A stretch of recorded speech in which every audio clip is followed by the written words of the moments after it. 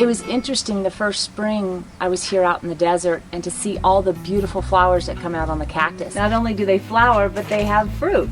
And these particular ones are prickly pear. Everywhere you look, there's things we can harvest and things we can eat. A lot of times we just lack the know-how.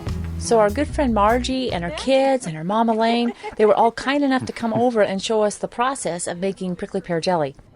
We began by loading up and heading out in search of pears. Look at that vulture. It was fun to go out on the land.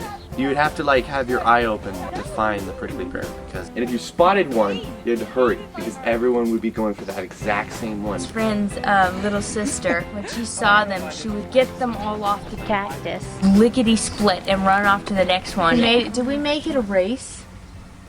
Well, if we did, I won. You never want to grab them with your hands because they're so thorny, so we had these prong things, and we went out and just plucked them off the thing. Each one of these things have tiny little thorns all over the tops of them. Ouch. How'd it go? Is that a prickly pear? No. You go to the store and you pick up a jar of jelly and it doesn't even run through your mind where that jelly came from or how that was processed. And that's what's kind of nice, to be able to go out and harvest some sort of fruit. In our case, it's the prickly pear, and then bring it home and actually make something of substance. Now they go in the house and they go in stew pots and they sit on the stove at about 2, kind of low, and then they'll just juice out in a couple hours. Where'd you go? Jelly cone. And she's got all the processes that it takes to get rid of all the needles. So there's just tons of needles on these things because you won't want to be putting jelly on your toast and come across one of those. So you don't have to squish them a lot. I'm going to get a In fact, the more you squish them, the more pulp you get, and then the harder they are to strain. So you start out here. Yeah, This is the big strainer. Yeah, Miriam got her hair when we were doing jelly one time. Did she dye it with that? Yeah. Did it work? Oh yeah, but it washed right out. It just looks almost fake. Yeah. Would this stuff stain your clothes? No, that's cut the seeds. I'm sure there's something that you can do to it to make it hold its color. So pulpy. Yeah. Release the liquid. And so then what comes out of here is the stuff that's ready to use. I'm sure one of those towels would work just fine. And you just sewed it into a cone. Yeah. The juice, it was strained 4 times before we stored it in containers, put it in the fridge, and it will stay there until we're ready to make jelly in a couple days. So I know I'm always straining the same direction. You got this system down really good. So we did 3 cups of prickly pear. The lime juice. Brings the flavor out. Yeah. It's so nice. It gives it. Very And so good. we've measured this, and it's a 1/4 cup. Do you do the whole package? Yeah. So pectin is kind of like yeast. If you dump it all in at once, it makes lumps, but it usually boils out.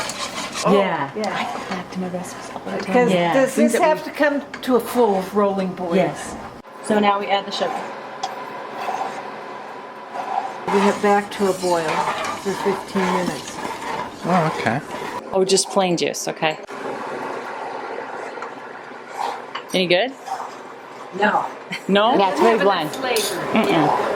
This has the sugar in it. Oh, okay. Now we're talking. Oh, that's good. Yeah, I love that. Yeah, that's awesome. So this has been sitting for a minute. I skimmed off the foam. Oh my goodness. So I'm going to do a couple at once. 'Cause I think it's And they fine. don't bust. As long as we keep them hot, they don't. Leave a 1/4 inch at the top. That the bacteria can be growing in the air bubbles. Okay, and then I need a towel. And those rims, now they don't have to be heated, but the lids do. Right, because the lids have that rubber stuff in them, so you want that soft. Canning part was interesting to me, where you heat up the jars and heat up everything. When the jar starts to cool down, all the jelly inside of it that expanded start to go back to its normal form. It sets that lid on really tight. The first jar. So, I don't know, you can see this, there's like a film on it. And so, we put vinegar in the water to help the film. We took it and we drizzled it on ice cream, on vanilla homemade ice cream. And oh, that was the best ice cream you ever had. Like, it was awesome. It's a lot healthier for you than anything you can find in the stores.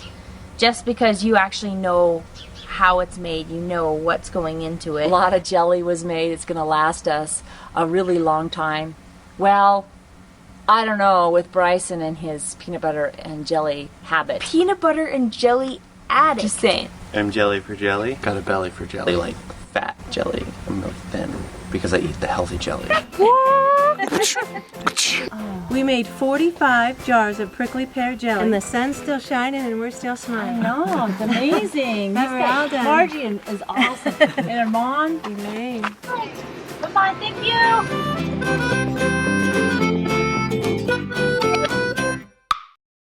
Max is modeling for us to make sure that the lighting's coming correctly.